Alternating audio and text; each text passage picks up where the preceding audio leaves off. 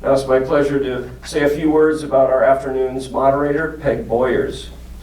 Peg and her husband, Robert Boyers, are longtime friends and collaborators of our Writers Institute. She helps Bob run the New York State Summer Writers Institute at Skidmore College in Saratoga Springs, which we here have been affiliated with for more than 35 years.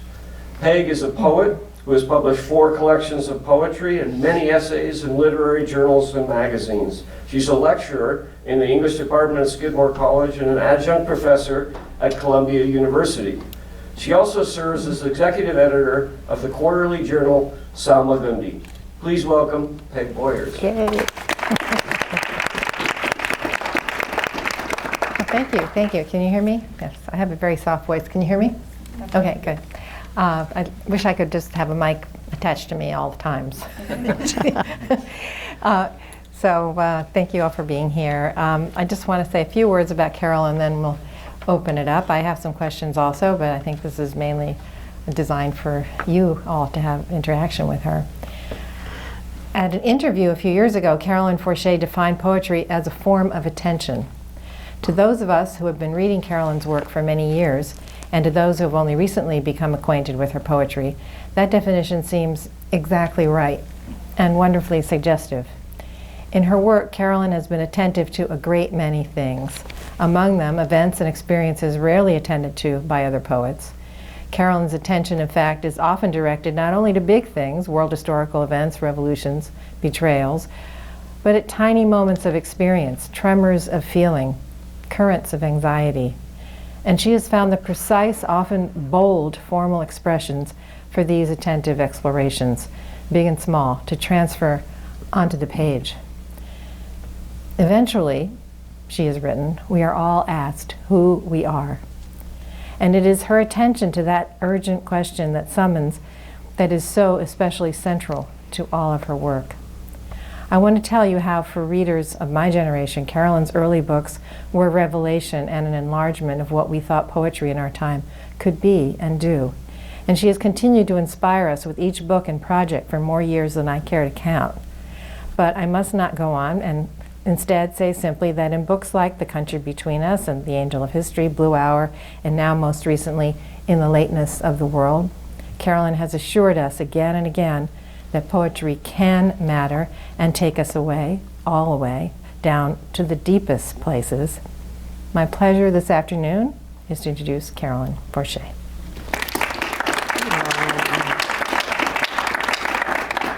Thank you. I just want to say that I'm really happy to be here at the Institute. I first came here and soon after it was founded, in the days when Toni Morrison was here, you know, on the faculty, and it was really magical. I got to have dinner with her, just with 4 people. I mean, that was stunning to me. And I also want to say that I spent 16 years teaching in the New York State Summer Writers Institute, affiliated with the Institute here. And it was really life-changing for me because it gave me, for the first time in my life, a literary community. I was born in Detroit, and I grew up in, my father was a tool and die maker. I didn't know any poets when I was growing up, and it certainly wasn't something that one thought one could be. You know, when you grow up, I'm going to be a poet. This is just not anything anybody thought. Even if they loved poetry and wanted to write poetry and were writing poetry, you had to have a job, you know, and you had to have some kind of training or career or something. When I was growing up, that was teacher or nurse. And if you, and for some very, we thought very fortunate women, but probably not, you could be what they called then an airline stewardess or a model. And that was it for women. So, Much, yeah. So the New York State Summer Writers Institute was the first time I was really in such company with such incredible writers for 2 weeks in the summer. And I really encourage you, if you're a writer that wants to be mentored in a very serious way, to consider going there. I send all my students there. I tell them, you have to go study there, because that's where you'll get the most intense 2 weeks focused on your work that I know about. It's not like other writers' conferences. it's very intense on your work, which I think is really important. Plus you get to hear 2 readings every night by spectacular people. Anyway, then I met Peggy from going to that institute in the summer and eventually taught at Skidmore College for 5 years, which was quite amazing and deepened my relationship to their magazine Salmagundi, to them, to this place, to the New York State. So I feel like I'm home again. I haven't been up here since several years before COVID, and it's really moving, heartwarming for me to be back here and at Skidmore and with Peggy. So thank you for being here this afternoon. Well, of course, you're incredibly welcome back to the family, because this is kind of a family, you know. Yeah. And Bill Kennedy isn't here, but of course he's been instrumental to this whole project and to the Summer Writers Institute as well. And so I miss him right now, but I'm sure we'll see him soon. I just wanted to start off with a few questions and you know, just very broad questions, some more specific questions, and then I'm hoping that the audience will have questions, and then perhaps Carolyn will read a few poems for us, which would be wonderful, a wonderful treat from her new book. So I'm just, that's probably a question you're always asked, but and you're probably sick of it because you are a formally engaging and interesting writer, as I said in my introduction. But Auden once wrote that poetry makes nothing happen, and you're such a engaged writer, politically and every other way, personally also, and I just wonder, what is your take on that statement? Poetry makes I'm nothing not sure what he meant by happen. Yeah, tell us. Or by nothing. I'm not sure. If I knew what he meant by nothing, I might be able to understand the statement, but even happen would help me, you know. Right. I think I know what he means by poetry and makes, but Maybe not. I didn't know. I was naive. I didn't realize when I was young that there were things you were not supposed to write about in those days. Of course, that's not true anymore, but in the old days, there were things you weren't supposed to write about. Controversial things, anything that would upset people Right, so in he's the a much political earlier sphere. generation, yeah. Fortunately, I never got the memo, as they say. So when I had the experience of spending time in a country on the verge of war, as a young person, it was a very formative time for me. It was El Salvador. I didn't realize I wasn't supposed to write about it. So I wrote about it in a handful of poems, really. But it led to my book being read as political poetry. Political, the way Americans define political. In other countries, if you're political, you belong to a party or an organization, you go to meetings every night, you know, and you're really committed and you have a group that you're... In America, it just means that you say or think something that someone else doesn't like. That means you're political and they're not, right? So I was accused of being a political poet, but since I was still writing the same way, first-person lyric narrative poems that arose out of my experience or life or memory or were inspired by things that I saw happen or glimpsed, or, you know, poems have minds of their own, they write themselves actually, but I hadn't changed how I wrote. I hadn't had an idea in my head that I'm going to write poems about El Salvador that are going to make people feel differently about El Salvador. I didn't have that idea. All I had was, poetry's always saved me. This is a really difficult experience. I'm going to open my notebook at night when I'm scared and just write. You know, and that's always helped me. When I was a young person, poetry got me through adolescence, you know. Poetry got me through high school, and then really the loneliness of being an undergraduate, which maybe you know what I mean. I mean, everybody thinks college is this wonderful, incredible time, and it can be, but I found aspects of college to be kind of lonely. I went to a huge school, and I always felt that other people had figured it out better than I had. But that was because I was introverted and I was a bookish kid. I like to read and write. So I'm rambling now, I understand that. But the point I'm trying to make is that, what is the point I'm trying to make? Well, when you wrote Yeah, I was political just poetry, escaping into my notebooks and writing the poems. So when people said, oh, she's a political poet, you know, I thought, what do you mean? And they said, well, you have these poems about El Salvador. Well, the problem they were having in the US was that if I had gone to Italy or France, it would have been okay to write poems about Italy and France. But El Salvador was under military dictatorship, and the real problem for Americans was that that military dictatorship was being supported by the American government.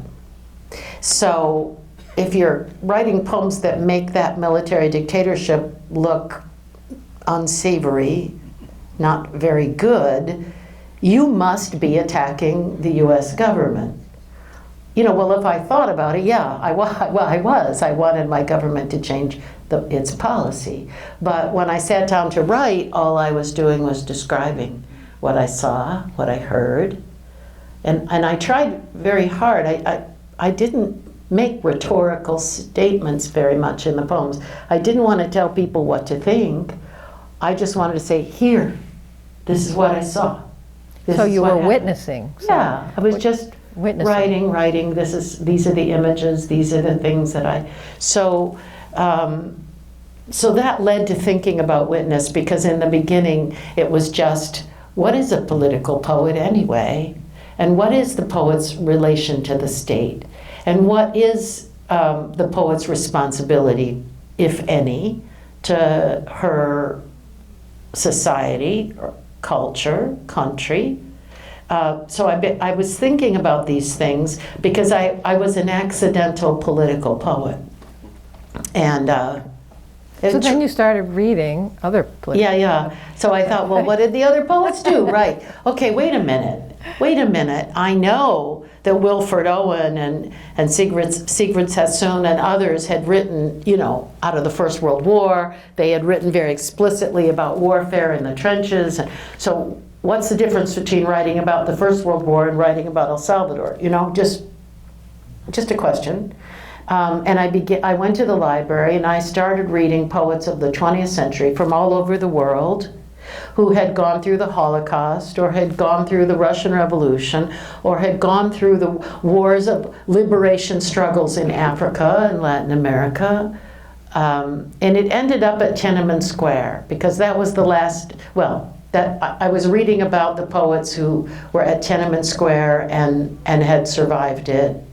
I read all these poets and I was Xeroxing them for my students, because I wanted my students to know poetry of the rest of the world, poetry in translation.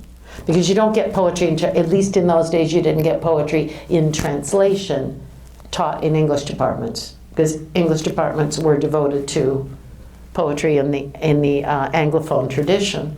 So I was doing this, and then I wished there was an anthology that I could adopt for my classes so that I didn't have to do all this Xeroxing all the time. And then I thought, okay, I have to do it. This anthology doesn't exist. And when I'm the oldest of 7 children, and this was very important to my formation. My mother, when we were little, house was chaotic, kids everywhere. My mother would say, would somebody answer the phone? Would somebody pick up the baby? You know, and then finally nobody would do any of these things, you know. She'd finally say, would somebody just be somebody? And so I thought, I wish somebody would make an anthology. And then I heard my mother's voice, you know, will somebody be somebody? So I made this Against Forgetting. I'll skip all the fancy parts about how I got Norton to publish it, but this was an anthology collecting the work of poets who had gone through difficult things in the 20th century, because it was published in 1993. And it starts with the Armenian genocide and it ends at Tiananmen Square. And I had to use just poets I could find that were already published and translated. I gathered them together to think about is there something, these poets aren't all political. These poets don't even all write about the things they saw and experienced. Some of them don't. But you can feel what they went through in whatever they write about. So I started to think about the social sphere and the way that events mark us, the way that things that we go through change us, change our consciousness permanently. There are some things you can't unsee or can't unknow. That there are things that you live through that you don't live after them, you live in the aftermath. You live with them rather than after them. You know, in our culture, they're always asking people right after a tragedy happens, so how are you going to reach closure, you know, and how are you going to put this behind you? The fact of the matter is there's no such thing as closure or as putting anything behind you. There is a such thing as living with it after it happens. And you're changed. So my theory began to be, yes, and so is your poetry changed. So are your relationships changed. So are your habits changed. So maybe even your diet and, you know, everything changes.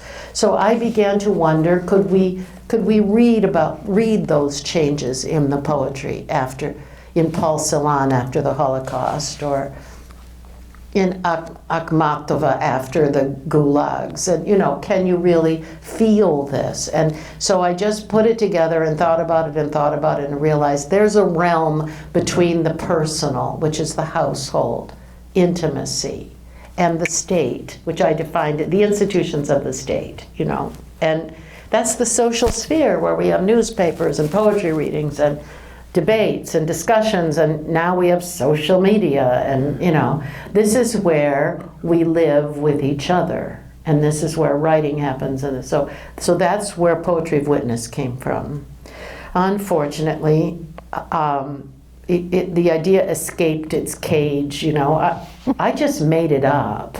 There's no such thing as Poetry of Witness. It's not like Romanticism or modernism, you know. It's just a label of an idea that I was thinking about. But people now talk about it a lot, you know. But what they think is, this is one thing that I don't think.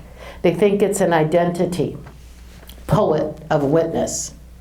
It's not an identity. It's the poetry itself. It's the poetry. Poetry of Witness is poetry that was written after something.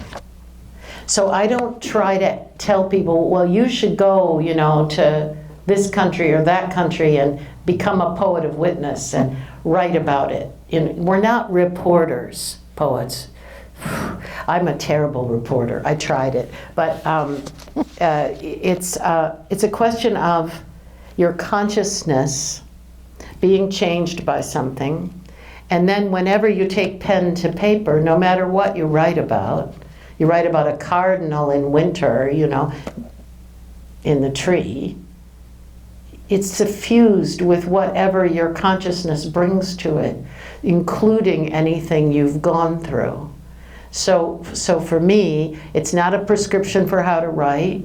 It's not pressuring people to write about wars or calamity or repression, although I think people should be able to write about all of that freely without anybody censoring them.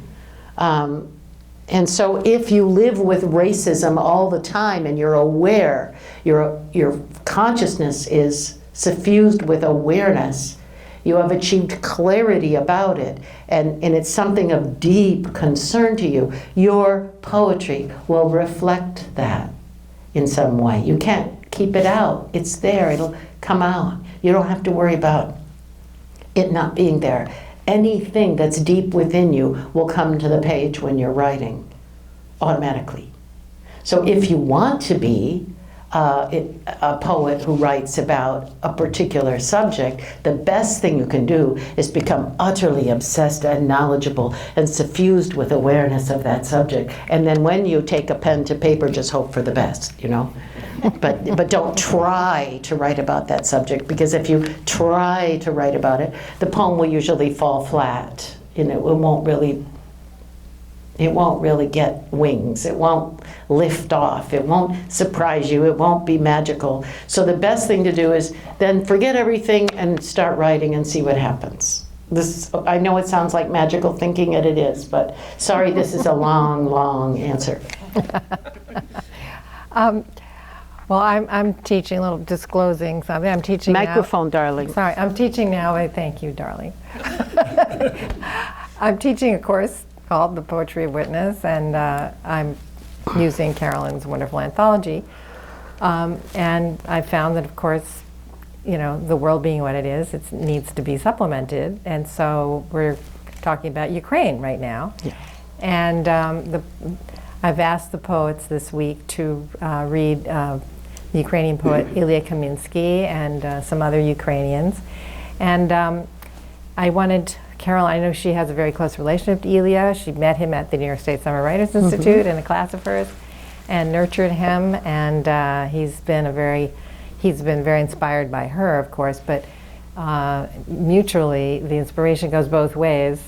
Carolyn's really been inspired by his friendship and his relationship to poetry. And I just wonder if you could talk a little bit about that, maybe even read the poem Exile from your book. Yeah. And maybe a few other things after that. Well, this will tell you a little story about the New York State Summer Writers Institute. You know, you go and people gather there for workshops.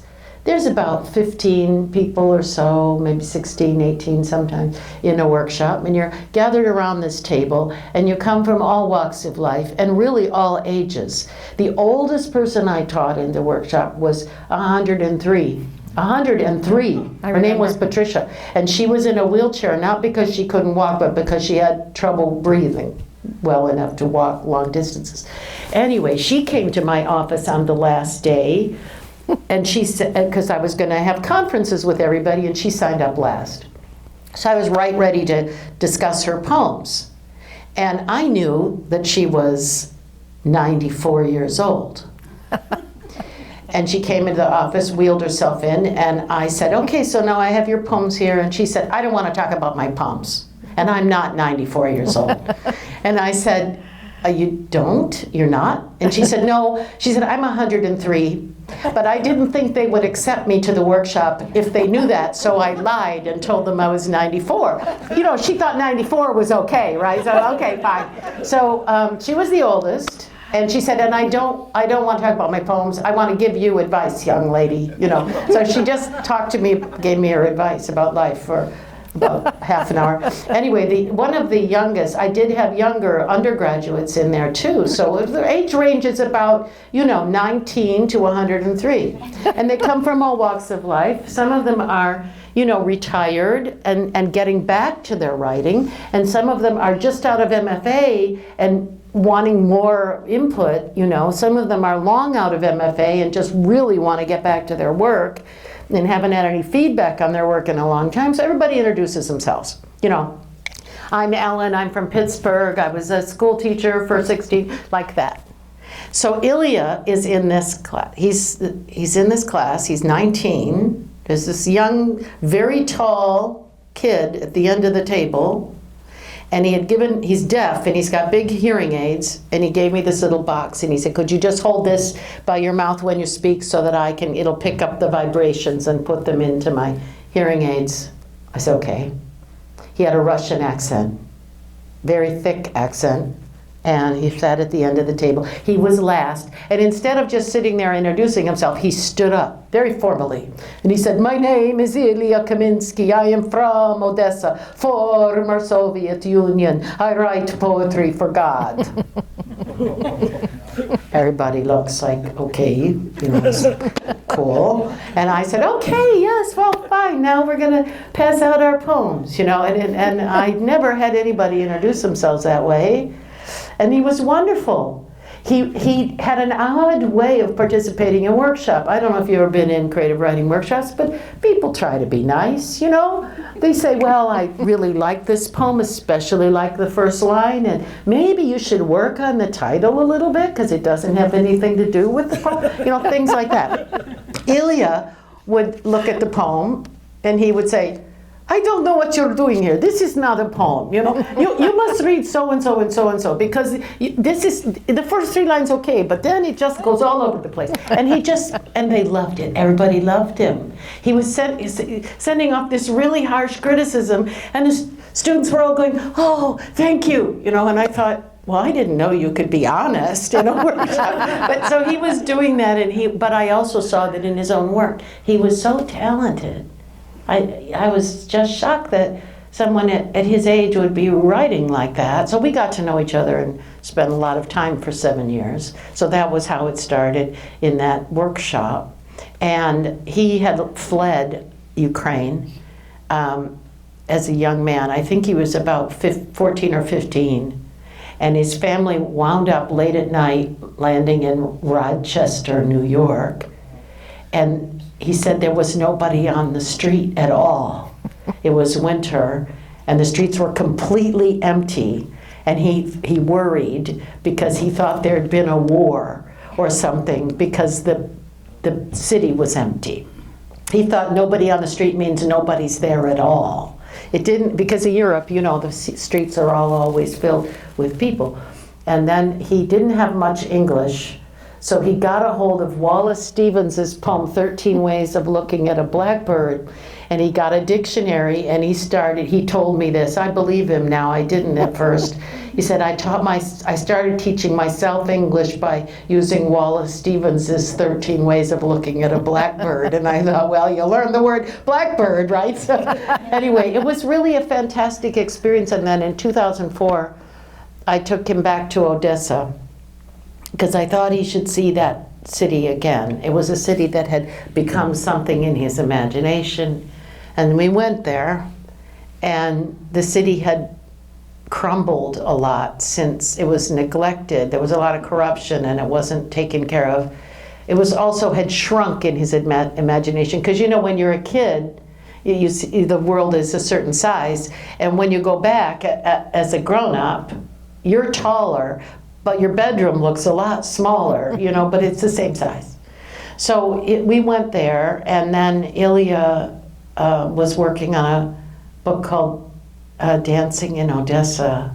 It's a beautiful book about his childhood and his father and poets and what they mean to him and all of that. So when this war started, Ilya and I both got on Zooms with the poets at night who were still in Odessa. You could sometimes hear the bombardment in the background on their Zooms.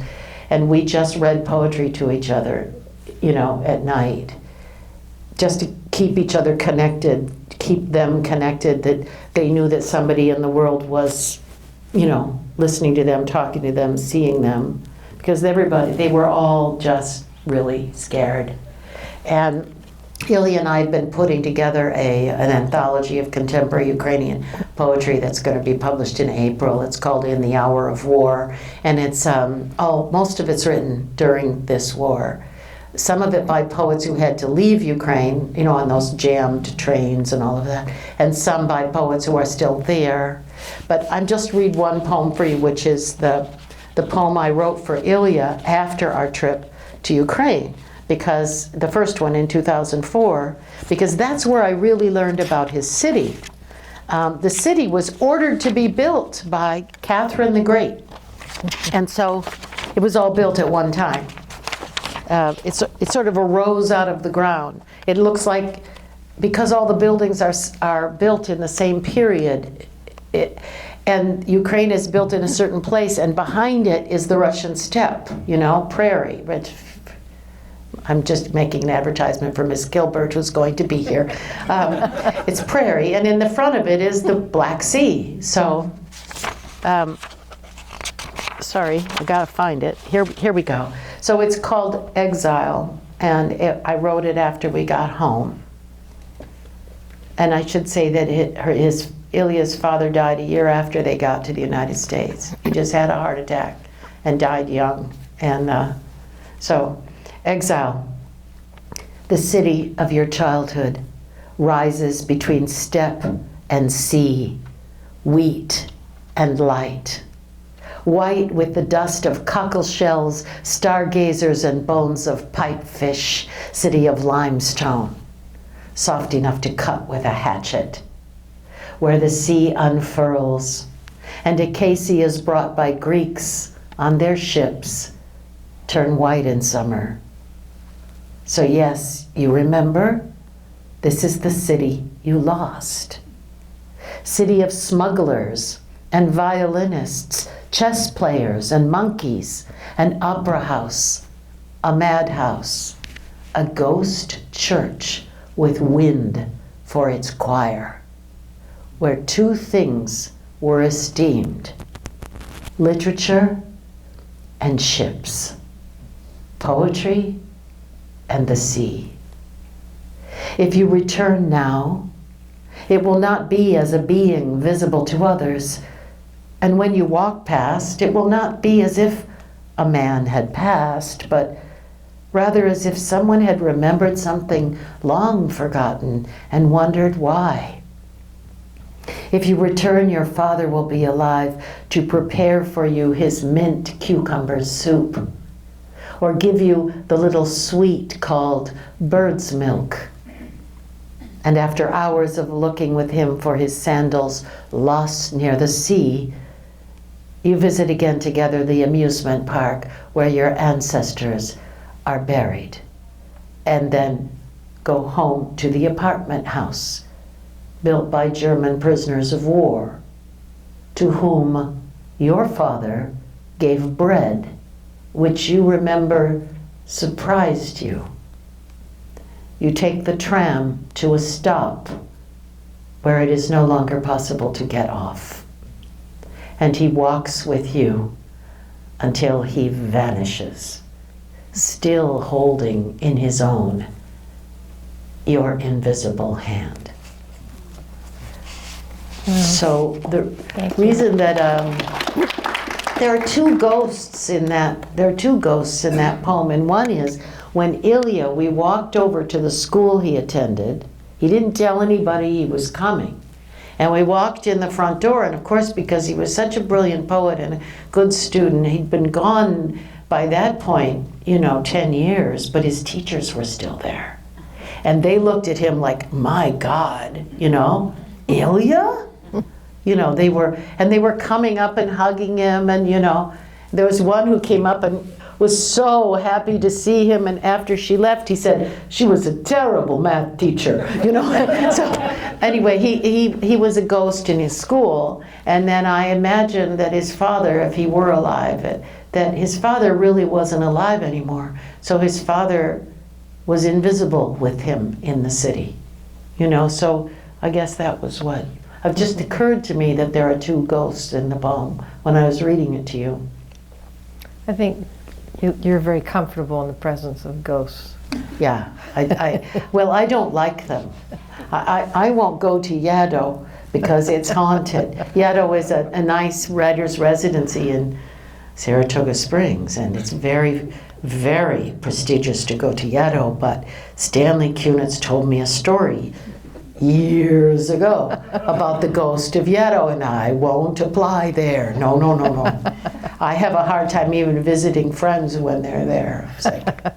But I do have a lot of ghosts in my life, which is one of the reasons that I don't want any more, because they're very mischievous, and I just don't want things to exist that don't exist, Yeah.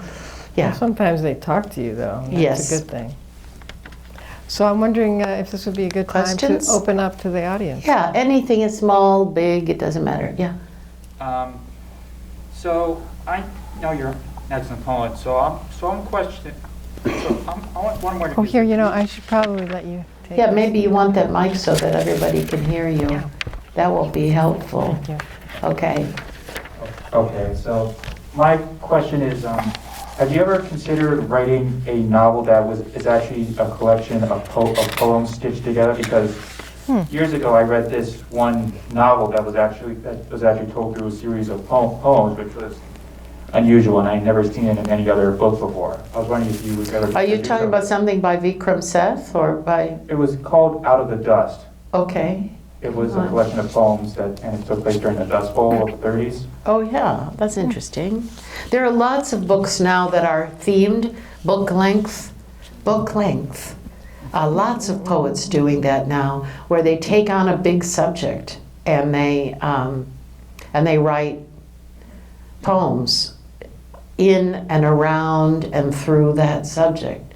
And in a way, The Angel of History was like that, because it took on the subject of the 20th century. And so the two events that are central to that book are the Holocaust and the bombing of Hiroshima and Nagasaki. So, but I've never, I think that because poems, for me, they have a mind of their own. You know, I don't think I could intend to do a book like that, because I'm always surprised by poems, and I don't know what I'm going to write when I sit down to write it. But if I wound up with a bunch of poems that were all clustered around something like that, I might be tempted to arrange them in such a work like that. I did write this, which is the whole story of what happened to me in El Salvador, and this is prose. So, and this is, if you know the Colonel poem, this is the backstory of the Colonel poem. And it's written like a novel, even though it's all true. But it uses dialogue and scene and all of that. So, and the reader never knows more than I knew at the time. I kind of take the reader on the same journey that I went on. But I didn't do it in the form of poetry. I rather now like writing prose also. So I think if I was going to write a novel, it would be in prose at this point. Which doesn't mean that I won't wind up with a poetry book with a lot of poems around and through the same subject. You know, maybe. Yes? You kind of answered this already when you said that your poems often surprise you. Yeah. But I was just wondering, in the Lateness of the World, you go through multiple forms of poetry, including lyric and prose and things like that. And I was just wondering how you decide which content goes into which kind of form. You know, it's something that happens at the same time as you're writing. So the writing determines the form, and the content shapes, you know, it's a dialogue between form and content. And I just see what happens, and then I try not to get in the way, and I try not to mess it up when I'm revising. And if I notice something, like, oh, it's falling into some particular form, I then, you know, let that happen. And I sometimes try to enhance that a bit. But it's, you know, you're like an artist in a studio. On some level, you're kind of playing and exploring and discovering.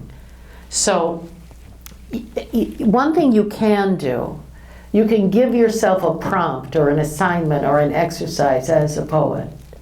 Or you can be given one in a class, say, for example. Like I could say to myself, I'm going to write a sonnet today. You know, come hell or high water, I'm going to write this sonnet. It's going to be 14 lines. And maybe I'll get a couplet tie at the end and maybe some other features of the sonnet.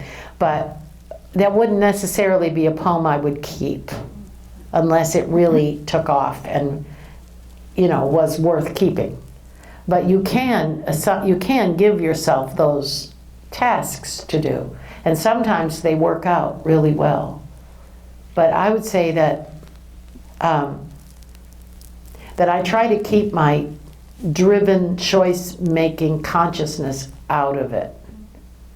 And I try to write as freely as I can in the compositional stage. There are different stages. Compositional stage for me needs to be fairly free. And then you have the stage that you can call the architectural stage, structure, where you discover what the structure is going to be. And then there's a weaving stage, which is kind of textiles. You can think of it as spider webs or whatever, where you're writing into the poem things that weren't there the first time, or taking things away that are extraneous, you know. And then there's the long revision process. So there's the musical phase of composition, the architectural phase of structure, and the weaving phase of elements of the language and allusions, meaning references, something that comes, you know. And usually these things, if you read a lot, which you really need to do if you want to be a good writer, you need to read a lot. You read in your own genre and in other genres, but I'll give, for example, anything that that you've read can come into the poem. Like I wrote a poem that is based on the story given to me by a Syrian refugee. And this refugee was driving a taxi in Milwaukee. But by the end of the poem, I realized that he was ferrying people across the river Styx, That's what he was doing. So I added that little element at the end. But if I didn't know about the river Styx and I didn't know about the ferryman who takes the dead, then I wouldn't be able to do that. So everything will come in that you have in your brain, whatever you've loaded yourself with for your life comes into your writing. Yes? I have a question about one of your poems. I'm doing a in-person review of your poem on December 6th of your book at the Albany Public Library. Oh, well, thank you. Yeah. Well, I thank them because they buy me the books. I know, so this is on the topic of ghosts, travel papers, I think. Oh, yeah. The ghost poem. Is the person you're speaking to your grandmother, Anna? Is that the ghost? In travel papers? Yeah, is that, you mentioned a you, and I'd like a little context for that poem. Okay.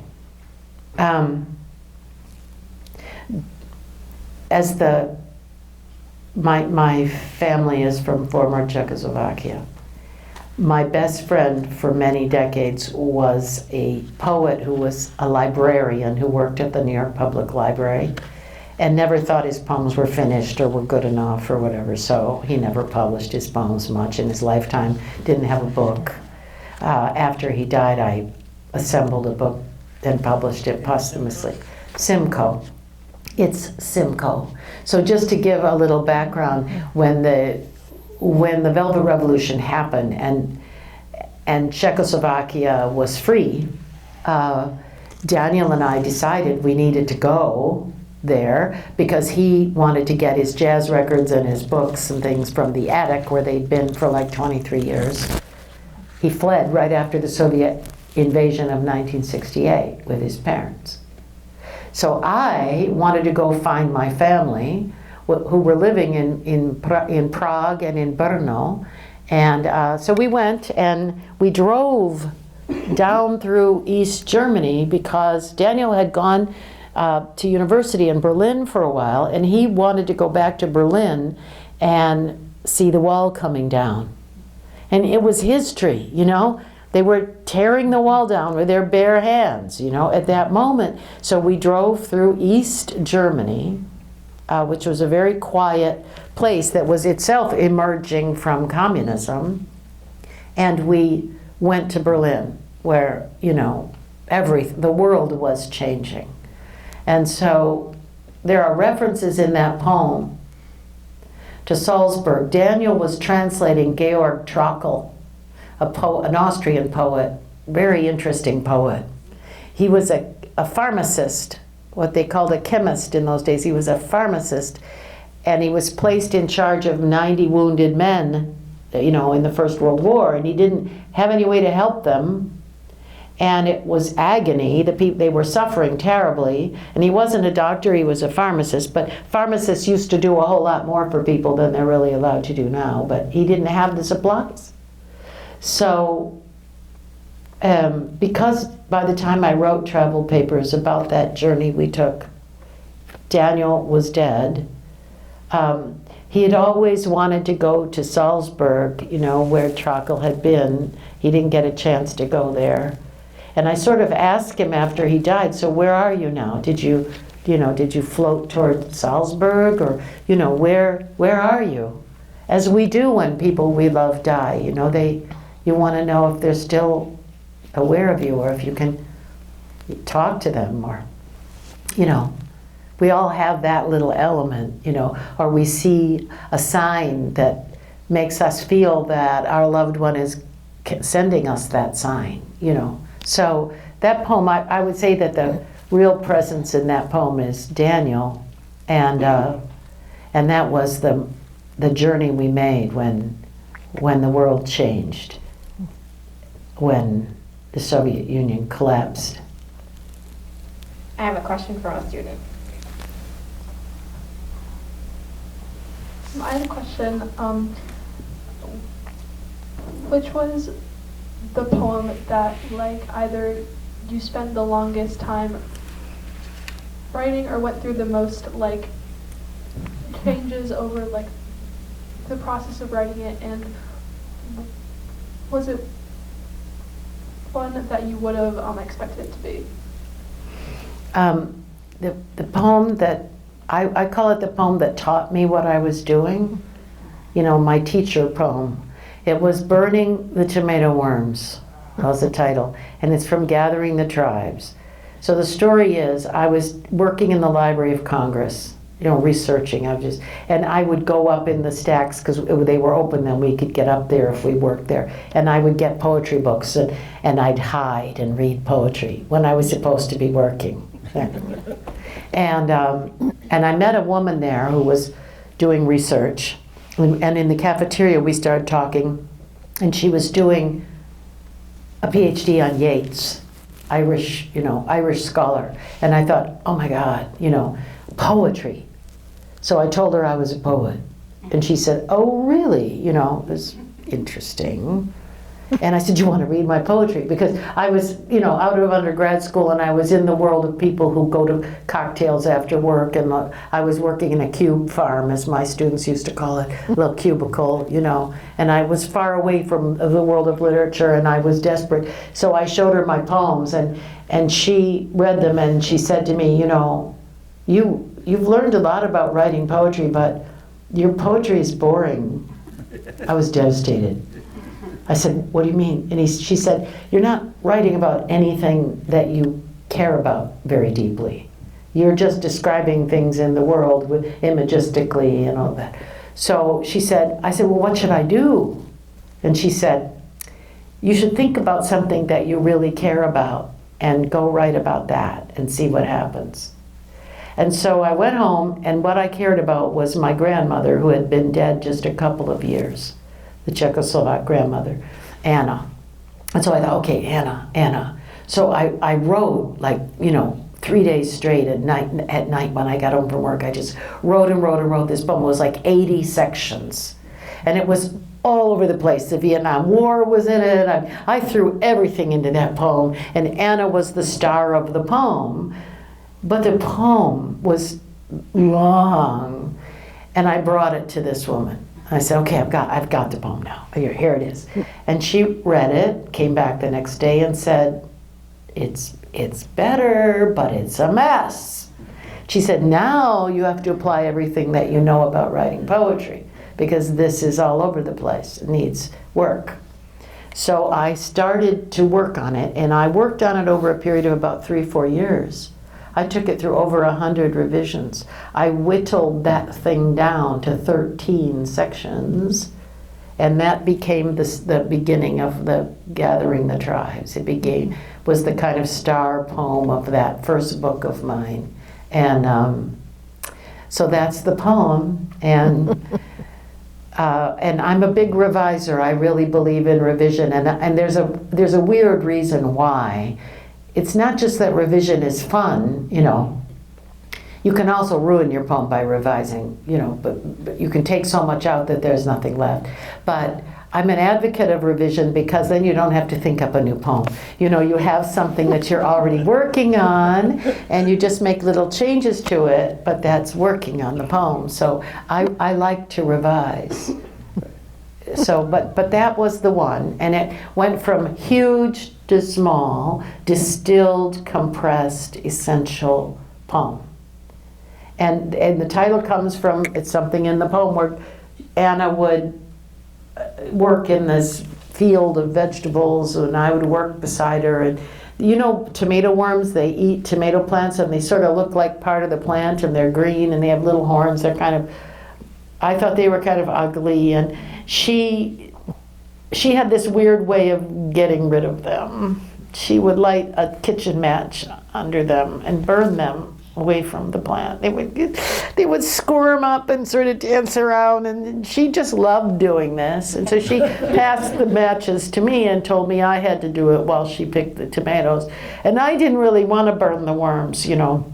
And that became kind of a symbol of my relationship with my grandmother, you know, because she was much tougher than me. She grew up in the Tatra Mountains of former Czechoslovakia, and you know, and I was an American kid, didn't want to burn worms, you know. So you have, what was happy about that was there was this rich ambiguity of feeling with my grandmother. I loved her, but she was tough, and I was scared of her, you know. There's a lot of complex feelings.